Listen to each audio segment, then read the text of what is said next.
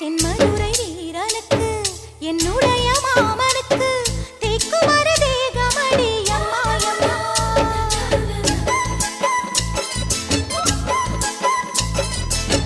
மாமன் பெற்ற பெண்ணுனக்கு மையெழுதும் கண் எதுக்கு என்னை வந்து கொல்லுதடி அம்மா அம்மா.